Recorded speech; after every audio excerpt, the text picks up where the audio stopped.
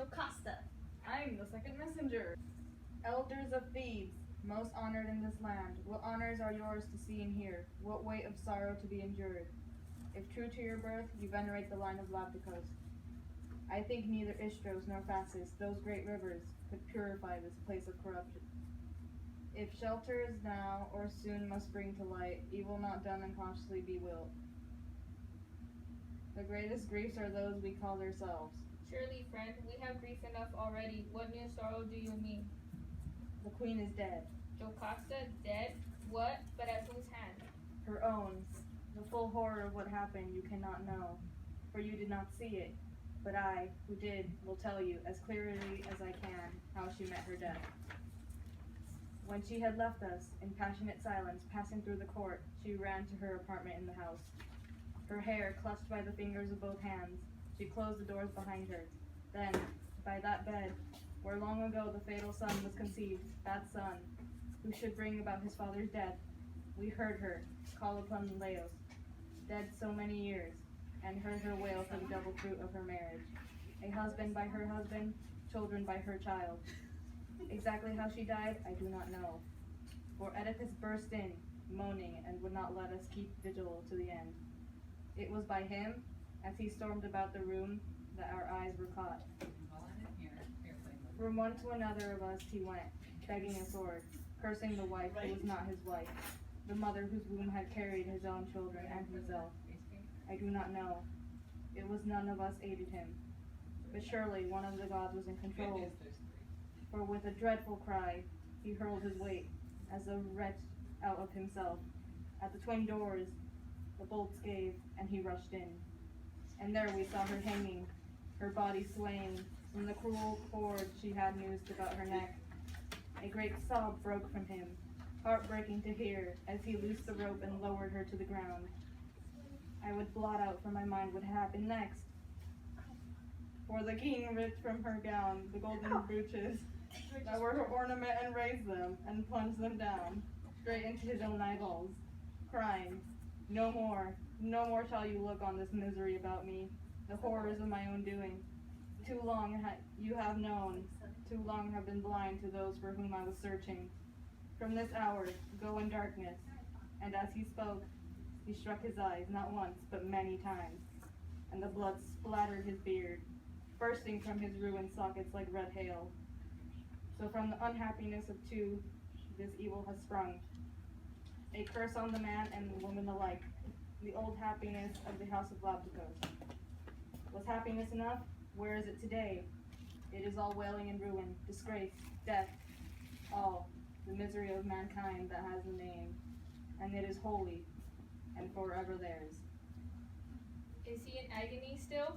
Is there no rest for him? He is calling for someone to lead him to the gates, so that all the children of Cadmos may look upon his father's murder, his mother's, no, I cannot say it, and then he will leave Thebes, self-exiled, in order that the curse, which he himself pronounced, may depart from the house. He is weak, and there is none to lead him. So terrible is his suffering, but you will see. Look, the doors are opening. In a moment, you will see a thing that would crush a heart of stone.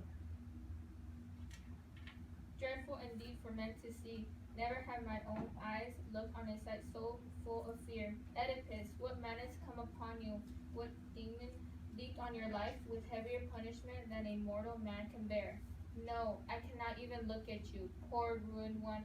And I would speak, question, ponder, if I were able. No, you make me shudder.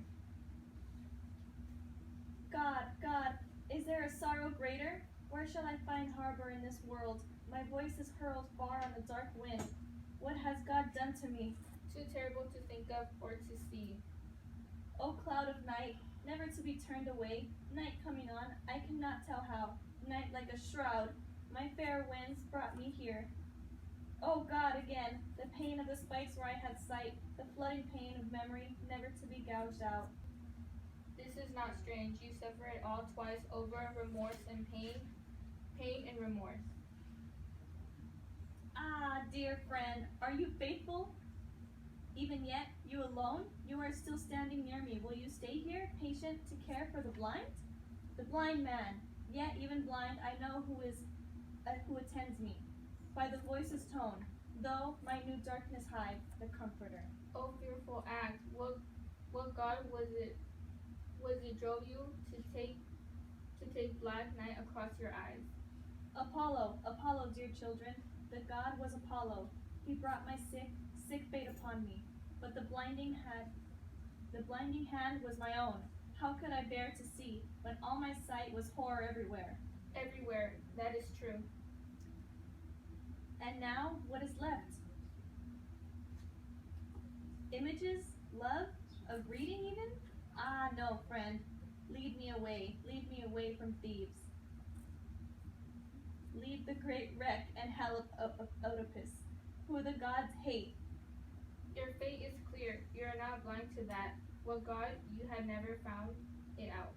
Death, take the man who unbound my feet on that hillside, and delivered me from death to life. What life, if only I had died? This weight of monstrous doom could not have dragged me and my darlings down. I would have wished the same. Oh, never to have come here, with my father's blood upon me. Never to have been the man they call this mother's husband. To have been the man they call... Oh, a curse! Oh, child of evil, to have entered what wretched bed! The self-shame one, more primal than sin itself, this fell to me. I do not know how to answer you. You are better dead than alive and blind. Do not counsel me any more. This punishment that I have laid upon myself is just. If I had eyes, I do not know how I could bear the sight of my father when I came to the house of death, or my mother, for I have sinned against them both so vilely that I could not make my peace by strangling my own life. Or do you think my children, born as they were, would be sweet to my eyes? Ah, never, never, nor this town with its high walls, nor the holy images of God. For I, thrice miserable, noblest of all the line of Cadmus, have condemned myself to enjoy these things no more, by my own malediction, expelling that man whom the gods declared to be defilement in the house of Laos. After exposing the rakeness of my own guilt, how could I look men frankly in the eyes? No, I swear it. If I could have stifled my hearing and its source, I could have done it and made all this body so tight. I should have been safe in dark agony, beyond all recollection. Ah, King Deathroin, why did you shelter me when I was cast upon you? Why did I not die? Then I should never have shown the world my execrable birth. Ah, Polybus, Corinth, city that I believed I seemed your child, and all the while is evil, was cancerous with me, for I am sick. In my daily life, sick in my origin. Oh, 3 roads, dark red and woodland, and the way their 3 roads met, you drinking my father's blood, my own blood spilled my own hand. Can you remember the unspeakable things I did there, and the things went from there to do? Oh, marriage, marriage, the act that endangered me, and again the act performed by the son in the same bed. Ah, the net of incest, mingling fathers, brothers, sons, with brides, wives, mothers, the last evil that can be known by men. Tongue can say, how evil.